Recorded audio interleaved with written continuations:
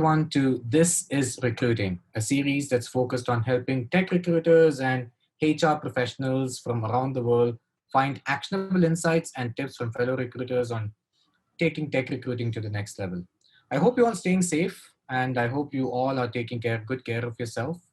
By way of introductions, I'm Alfred Alexander. I head the marketing team here at HackerEarth, where our vision is to match developers to the right opportunities all across the globe through accurate coding assessments, remote interviews, and virtual hackathons. Today, we have with us a very well known figure in terms of talent acquisition in India. We have Savitha Hortikar, who is the head of talent acquisition in India of ThoughtWorks. She comes with a very rich experience from her tenure at Oracle, IBM, ThoughtWorks, and Yahoo. And today she's here to share her learnings with us as well.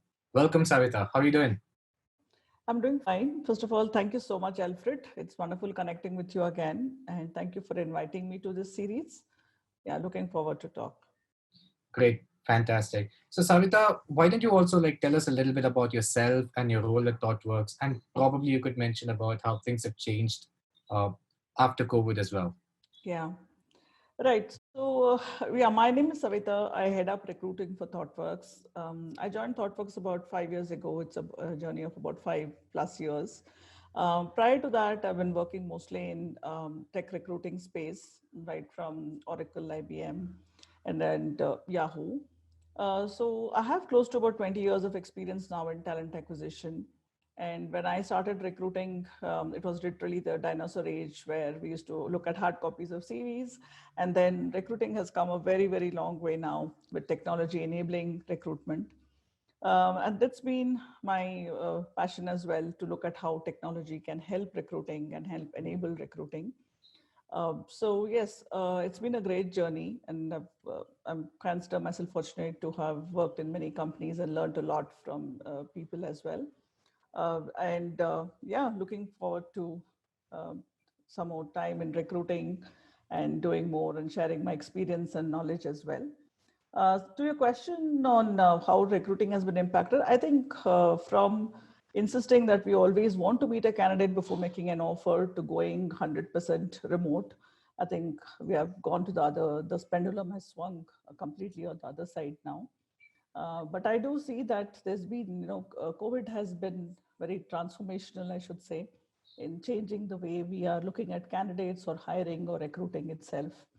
And it's been a big disruptor. If someone says what disrupted recruiting, if you look back, I think it's not AI, it's not ML. I think it's COVID that has disrupted recruitment in a big way. Absolutely. It's not AI, it's not ML, but it's COVID that is actually recruiting. That's well said. Yes, Which is actually true because it's forced everyone around the world to react, right? We yes. don't have candidates coming over to the office anymore. We're all working remotely as well. It's forced all of us to react and come up with somewhat innovative ways to circumvent that restriction, so as to speak, right? Yeah, yes, yes. COVID has been the biggest, disruptor, and also has enabled digital transformation in a big way.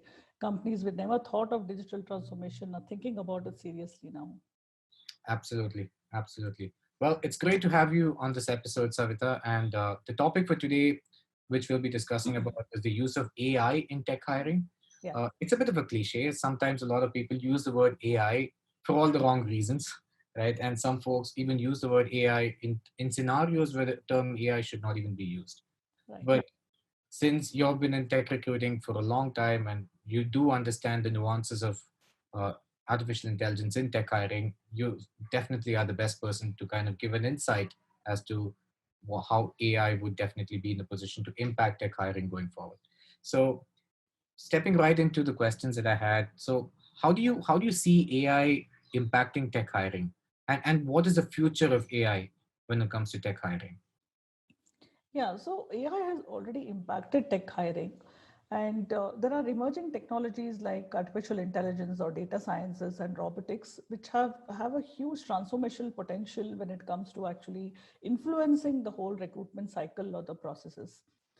With recruitment having so many repetitive, time-consuming, data-driven tasks, there's a huge, enormous potential for an AI revolution in recruitment itself. So AI recruiting is nothing but the next step of automation, what we have already seen, which has happened in the past. 10 years ago, people started automating many parts of recruitment, the recruitment cycle.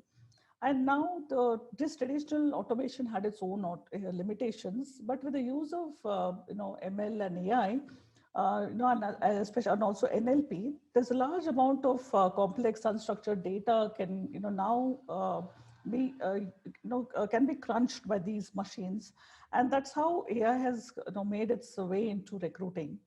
And if you look at the entire tech in recruiting itself, it's a huge industry worldwide, and whether it's almost about 400 billion plus industry, and it is steadily growing everywhere. The another thing what we need to remember is that most of our organizations now have got a multi-generational workforce. It ranges from people born in the 70s to now the generation Z or the millennials, and so on and so forth.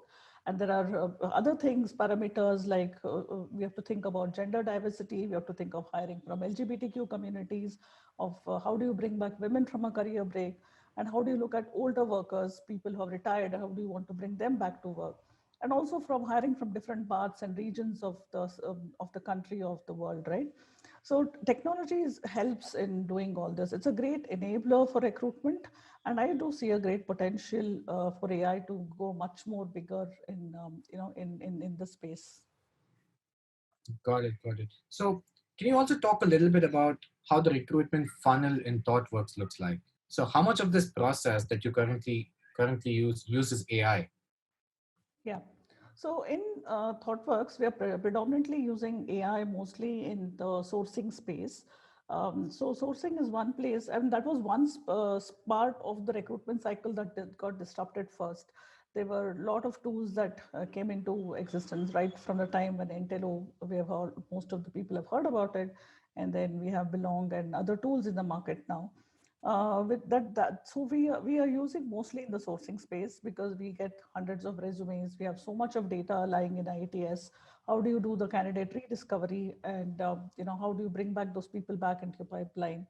The older candidates would apply to you. There is no way for a recruiter or a human person to actually sit down and do it, because even if you search your ATS, you will get exhausted after looking after the first two pages of your search. Nobody's going to go to the third page, right? So unless you use some tools like these, it's very hard to find all those so-called hidden gems which are lying in your ATS, but you don't know what to do with them. So candidate rediscovery, candidate sourcing are two places where we have effectively used AI. We also have an in-house tool what we built called Dory, which uses AI and ML for finding these candidates who we want, especially the ones who are good in coding and people who do hands-on coding. So yeah, so this part of the recruitment funnel is where we mostly use AI as of now. Got it. So, apart from sourcing, right? Do you also foresee AI to play a huge part in maybe assessments and then interviews, etc.? Yeah, of course, yes. Assessments is another good place where AI can be used very well. And like what I'm saying is that AI can be used in all parts of the recruitment cycle. It depends on where do you see the most difficulty in your hiring cycle, and use it there. So AI is also used for onboarding, for post offer follow-ups, for getting people interested in your jobs right from the beginning, right? Even from recruiting, marketing. There are platforms that use AI and NLP to attract the right set of candidates to your organization as well. And simple things like chatbots, which were used in the earlier age, now have become AI enabled. So when you go to a career portal, the chatbots will really help you find the right job, because you may get lost looking at the large number of jobs that are available. And that AI is actually a good assistant, and it's an assistant. The chatbot is no longer something which will just ask you a question and has a standard set of answers for you, but rather will customize its answers according to what you want, or customize its questions according to what you have in your resume and what you answer. So yes, definitely, I do see that it can be used in all parts of the recruitment cycle. Absolutely, absolutely. And one of the major applications of AI, especially in HR tech, is to reduce bias, whether unconscious or otherwise, during Yeah, hiring. yeah. So, do you think do you think AI could play a huge role in eliminating unconscious bias altogether, or do we still have a long way to go before that can happen? Yeah, so AI, when we started using, like any technology or like any science, it can give you great outcomes, or it can be used completely for the wrong thing, right? For example, if you look at when bots got introduced, people, you were using it for something good, and now we know what bots do on social media platforms, right? The entire American elections was rigged last time, and there is so much of potential of it, bringing doing wrong to the society as well. So like any other tools or like any other technology, AI is a technology, and it completely depends on how the humans are going to use it. It is not it is dependent on how you build your systems and how do you train your algorithm. So it learns, right? What kind of data sets are you presenting for your algorithm to learn and train and come up with the conclusion? So it is you cannot separate out and blame it on a machine. There is a human behind that machine, and as long as human beings have biases and they are building the systems, then AI is definitely going to have biases. But the important thing to remember is that we should be aware. We should be aware. We should not blindly say 100% this is an AI tool and it's going to be a perfect tool for me, but rather be aware of the biases and take corrective actions on what you can do to eliminate that bias. So that is very important. So there are a lot of unconscious bias that comes in, especially against women, minorities, older workers, the region where you belong to, the college or the school where you have studied. There are a lot of things that come, no biases that can come in because it depends on the kind of data what you're giving the algorithm to train. But there are a lot of initiatives now taken by people. I just read an HBR article last year which talked about an institute called Future of Life Institute, and they are coming up with the design principles or to be used when you're having AI in your system. And this is not for recruiting, in general, wherever you're going to use AI. What they suggest, or what that institute says, is that there's like any other product, before you launch, you have to test it for biases, similar to how you test a car before you launch it, and make a list of all the biases, look at what biases that this system is bringing, and then work on how to eliminate that bias before you actually launch it out, right? And so with all these checks and balances and so many people now being aware of the negative effects of AI, I think the tools will also undergo a lot of change when we start using it. Got it, got it. I mean, what you're saying is absolutely true, right? There is a downside to using AI alone to reduce biases. So, because it Yes. learns based on all past patterns. But yeah, it's still a step in the right direction. And I think with the right amount of human intervention, maybe at the early stages, we could be in a position to sooner rather than later tackle bias, unconscious or otherwise, like I said, through Yeah. AI. Yeah. Absolutely. Got it. And also, if there is a particular situation that you have in mind, probably during your tenure at the ThoughtWorks, where you've actually used AI in recruitment or in any technology related to recruitment to kind of help reduce bias, is there any example or is there a situation where you've used that? And if so, how did that actually pan out? So I believe the sourcing tools what we use are very effective in reducing biases because it doesn't look at the name of the candidate, doesn't identify a person by a region, or doesn't bring in those biases when a human being is actually shortlisting a CV. It just looks for the pattern of whatever we have taught the algorithm to look at, and that is a big step for us because it is whether you're a woman, you're belonging to a minority, or you belong to the LGBTQ community, or you belong to some hidden part of India. It really doesn't matter, right? Because if a human is doing, I do see that a lot of time a biases comes in. There's a lot of affiliation bias that comes in to say that, oh, this person is from my region, from my language, I need to shortlist this CV over that person. And we have all prejudices in our mind about certain types of people and certain people who are coming from certain schools, certain background. So all that is eliminated, and I do think that this has been the best use for us because it is very fair when it is looking only at your skills and not looking at the person. Got it. Got it. Got it.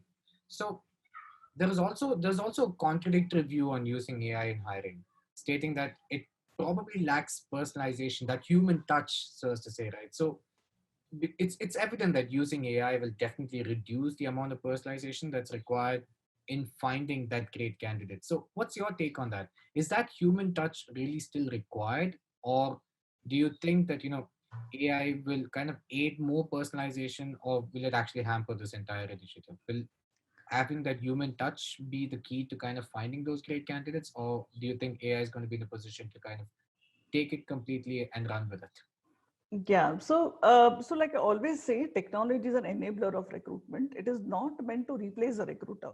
It is meant to empower the recruiter to take better decisions and to help them in focusing on other areas. Like moving from a recruiter to a talent advisor, and we can talk about it a little later. But how it helps a recruiter. So when it comes to personalization, what AI can help us really is what I've also seen is that when you're sending out an email, for example, to a candidate, it can look through all your other social profiles, your interests and other things and your blogs and make a nice, email to which is more personalized to a candidate rather than just say, I came across your resume and, would you be interested in this XYZ job, right? So in a way, the what I think is AI can provide you with the tools and the data what is required to make it personalized, but how it is used is again dependent on the recruiter. So the recruiter can send it out by and use those what the AI has found. Well, in the conversations with the candidate, they can have better enriching conversations with the candidate.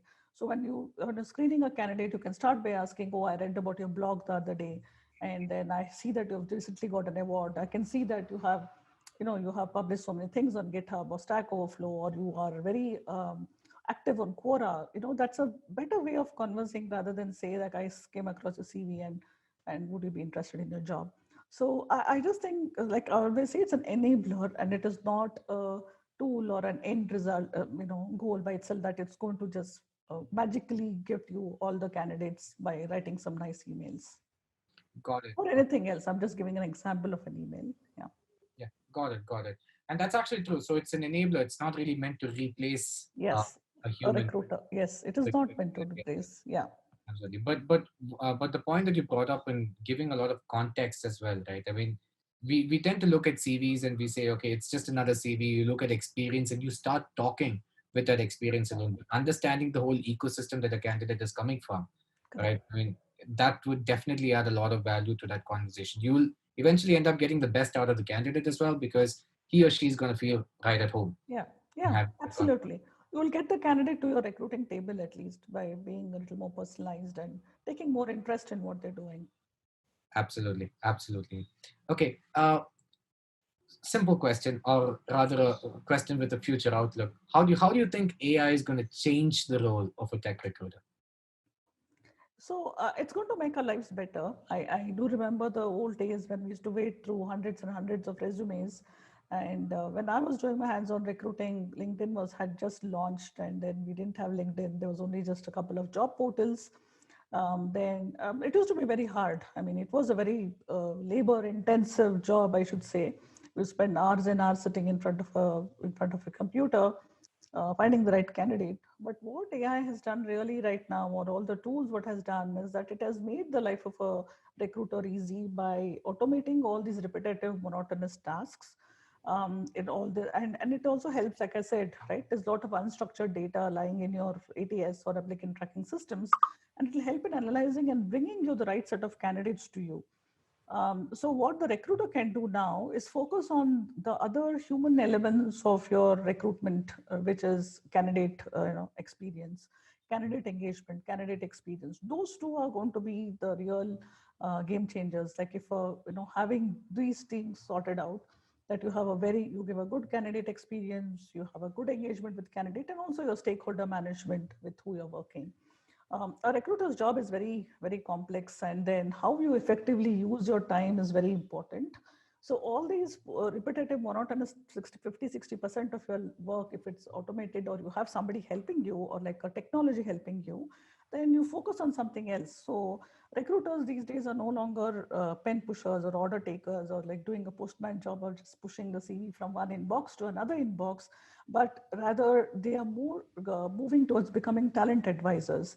They move towards, they have their skin in the game, they have a seat on the table, they can talk to the stakeholders, and they can use AI to get talent insights, what they can present to the managers, to the hiring people, so that they'll ask the recruiters involved in the entire process. They're no longer, the person at the lowest end of the totem pole, and they just come with a menu and say that I want XYZ with ABCD skills. Rather, the recruiter is involved totally in the recruiting game, and you can only do that because you can take help of technology. And I just think that recruiters becoming talent advisors will happen if technology is used in a correct way in your recruitment process. Yeah, absolutely. So, I mean, well, by taking away all those mundane tasks which could be automated, Correct. you are Yeah, giving the time absolutely. back to Yeah. focusing on things that really matter, right? Candidate experience is one thing, like you really mentioned as well, right? So that's definitely one area where I see AI to have a huge impact in the near future, automating these small tasks, which eventually ends up taking a lot of Yes. time. Yeah. But with automation, it's gonna Yeah.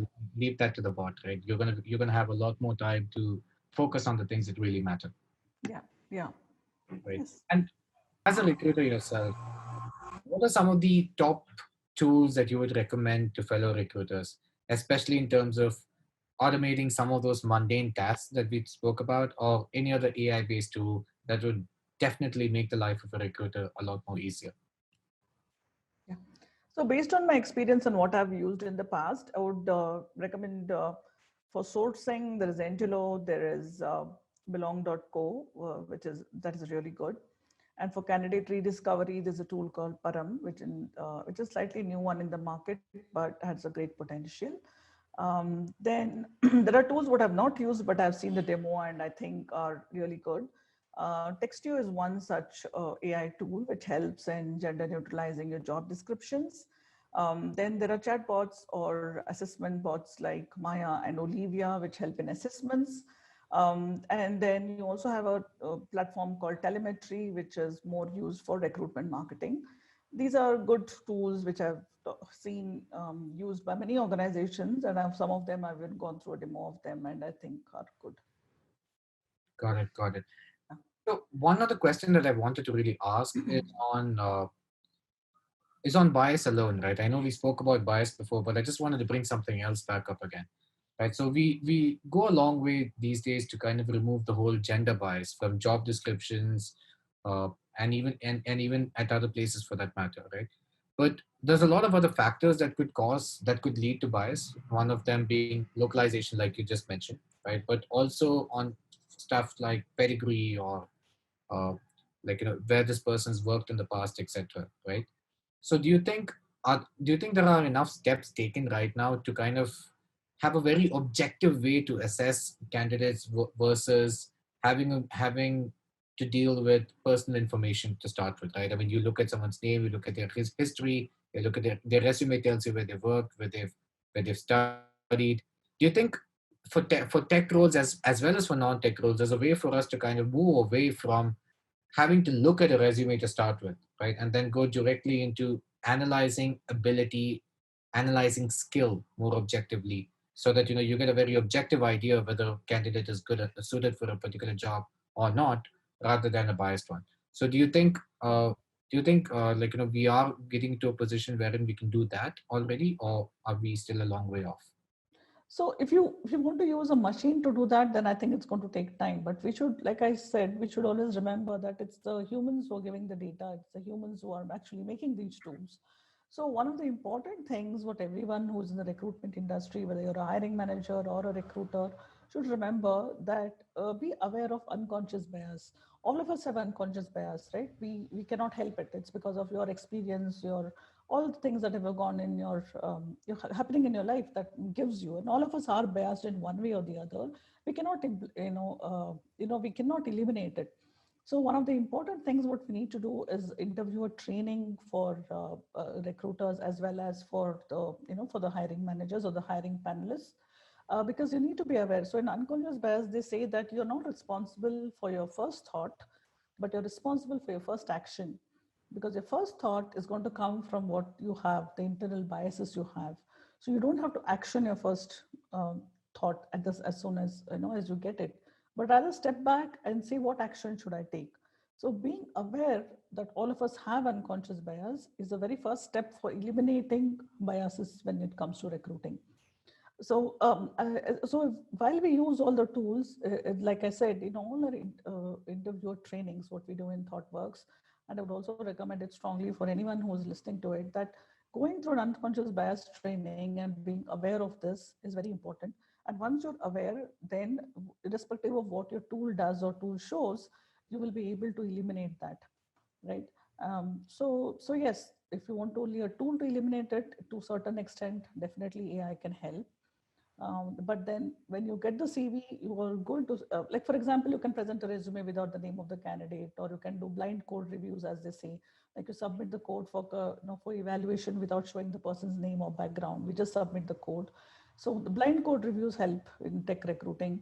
At the same time, when you're doing an interview, but at some point there is a human interface which will come in to meet the candidate or talk to the candidate, and that bias will come in. So yeah, so it's very important to be aware of it and take steps to eliminate it. Absolutely, absolutely. Even at HackerEarth, right, for the platform, we've recently introduced a feature wherein we use aliases instead of names, so Correct. that that amount of bias right at the start is Yes. eliminated, and the only thing that really matters is the candidate's ability to code, Correct. right? So Yeah. we've taken that step as well. But what you said made a lot of sense as well. Uh, Understanding how unconscious biases will affect your hiring process is the first step towards eliminating that in the first place. So if Yes. we understand that, and if we know the negative impact that unconscious biases Yeah. will have on our ability to find the right fit, that in itself is a good first step for us to take, right? Correct. For us Yeah. to eliminate biases altogether. So Correct. that's a very good point that you brought out, Yeah. Savitha. Yeah. So the other thing what we do at ThoughtWorks is that we are not completely dependent on only the outbound sourcing, or we look at all of them. We follow this principle of 30-30-30, which is 30% you look at all the inbound resumes, you look at 30% outbound, and you look 30% employee referrals. So you get a fair representation of all different types of people, different sources, people who know about your company, people who don't know about your company, and it kind of helps in giving us a very holistic candidate base, rather than just get biased and say that only if I use an AI tool I'm going to get the best candidate, so I'm going to throw away all the other things that is already there with us. So yes, AI is not a magic silver bullet for all your answers, but how you use it is very important. Absolutely. And I quite like that method that you mentioned, 30-30-30, 30% inbound, 30% outbound, and 30% Yeah. referral. Yeah. It Yeah. kind of ensures that you get a good mix of applicants for a Right. particular role. That's Yeah. actually an excellent suggestion. I think for everyone listening, that's definitely good advice and something that we could definitely try and follow as well. Yeah. Right. Well, great. Well, that's about all the time we have today, and it brings us to the end of another episode of This Is Recruiting. Savita, it was absolutely great talking to you. It was an absolute pleasure. Thank you so much. Thank you for inviting me over, and I'm happy I was able to share some of my knowledge and experience with everyone. So, if people have more questions on anything related to recruitment, tech in recruitment, or biases, or would like to talk, I'll be very happy to answer them on LinkedIn. You can reach me on LinkedIn and Twitter. Then I'll be happy to share my experience. And thanks for the opportunity to talk. Absolutely. And I sure have enjoyed speaking with you today, and I've personally learned a lot as well. And for all of you listening, if you learned something new as well, please remember to like and share this video and spread the word. And remember to share your opinions and learnings on the comments below as well. Lastly, don't forget to subscribe to our YouTube channel so that you will be notified the next time we launch an episode of This Is Recruiting. That's it for today. See you soon. Bye bye.